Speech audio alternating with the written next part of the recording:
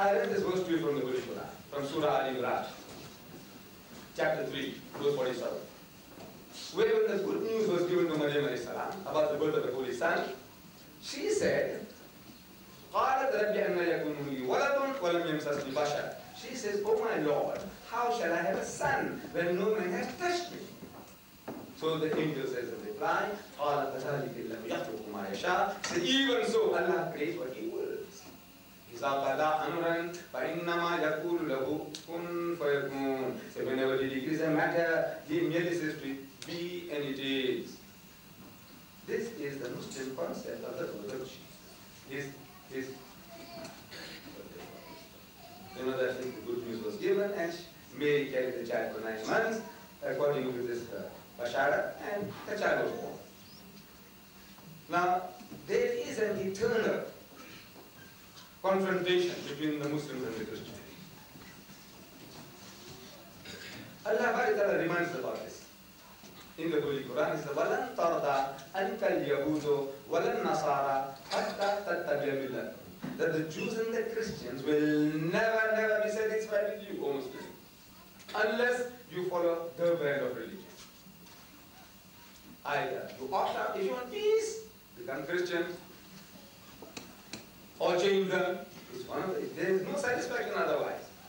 You want to become a Jew or a Christian, the Jew says you follow. For example, religious, if the Jews have been thrown in the tower, they are not prepared to convert you. They don't want anybody other than the Jew. They have made the religion a racial religion. You have to be born a Jew to be a Jew.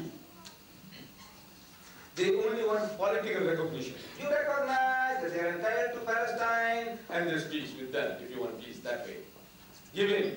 You say, look, Palestine is theirs, their great-grandfathers had it at one time, and they have come to take back their inheritance if you want peace with them. They say, this is the only thing they want now, political recognition. They don't want to convert you. You are Gentiles.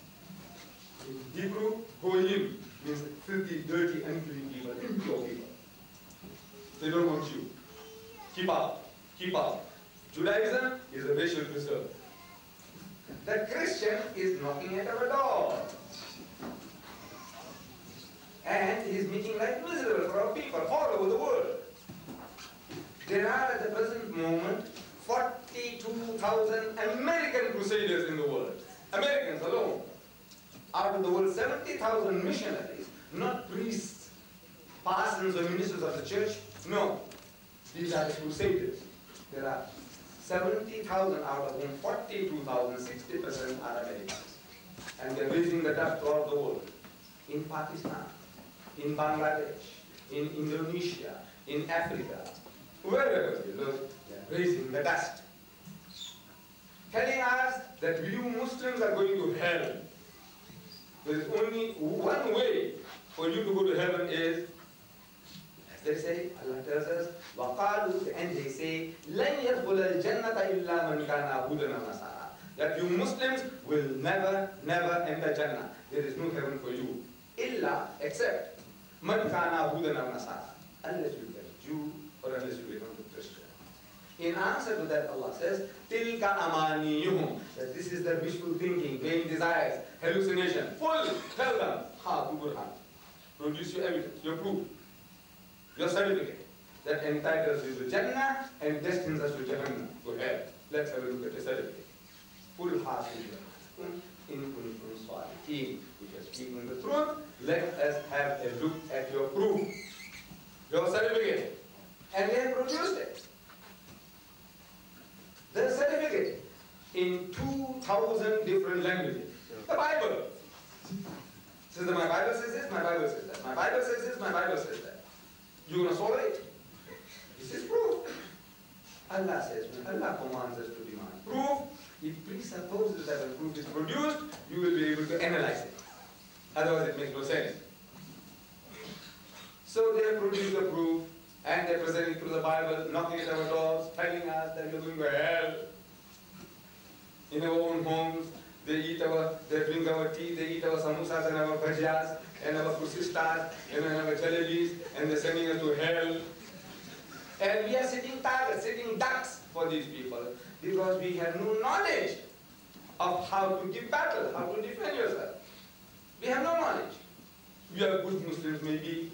You know, we know how to pray, we know how to make wudu, how many sunnah, how many nafil, how many wajib in the wudu, that we know.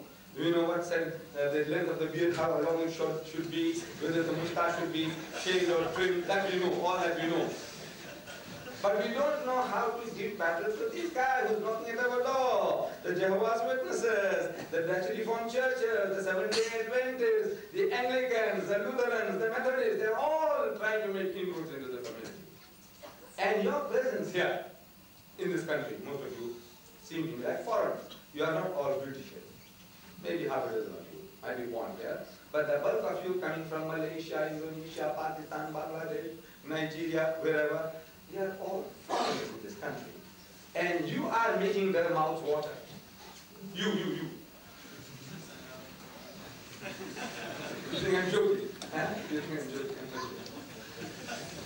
You see, these are the publications. I don't know whether you've come across them. Islam comes to Britain. Beautiful production, beautiful. This is a picture of the Regent's Park Mosque, the Central Mosque in London. I showed this to Dr. Mohan, the director. I said, you see this? Islam comes to Britain. He said, that's our mosque. I said, yes, but you didn't bring it. You didn't bring this. I said, the Christians did. So what for? They're trying to terrify the people that Islam is coming to Britain. Now these people are going to make inroads into our society, do something, change them before they change us. Before we change them, they must change us. Then the Canadians from Canada, they had a society, a body called International Crusaders. Crusaders, you know, the Mujahids of Christianity. We only talk about die, you know, we want to go and deliver the message. They are crusaders. They want to do crusades. In early days they had the crusade, you know, we fought it out with them. But now there's another type of intellectual crusade. They want to wage against our people. And they have come all the way from Canada and they made their headquarters in Birmingham. Why Birmingham? I didn't know. You see, about 3 or 4 times, twice or thrice I had come here before. Where those few young men and women.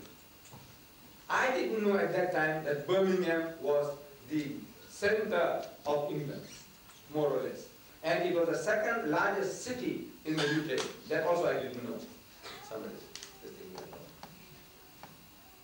So they have transported the headquarters to Birmingham. And Birmingham, they're saying something here. What is making the mouth water? You know, you make your mouth water when you're very hungry and you smell burning meat. What happens to you? You know, your mouth starts watering when you're hungry. So it's making the Christian's mouth water. It says here, our strategy, the strategy of the International Crusaders. So our goal is to field an English-speaking team to Birmingham to work amidst the 25,000 Bengali Muslims. At least. Bengali Muslims, 25,000. I don't know. There's so many Bengali Muslims in Birmingham. So they say. And there will be other Pakistanis and Hindustanis and Malaysians and all in Birmingham. Expatriates, people who have come to eke out a living, poor people, illiterate people, ignorant people. They are Muslims by name, bulk of us. So, it's a God-sent opportunity for them. They changed the title from International Crusaders to International Teams. So you might get caught off guard. If there's a Crusaders, this once more again. You know, the old story comes to mind. They say, no. So they changed the title to Team, International Team. They no longer, they tell you why they changed it. How to catch a fish. They know that the fish is easy to catch as a team, international team. Maybe football team, maybe tennis team, maybe what, basketball team. Team. Or debating team. But no more Crusaders. And they're knocking at our door. And they're telling the people, look, we are very fortunate in this day and age. These people are coming to our doors.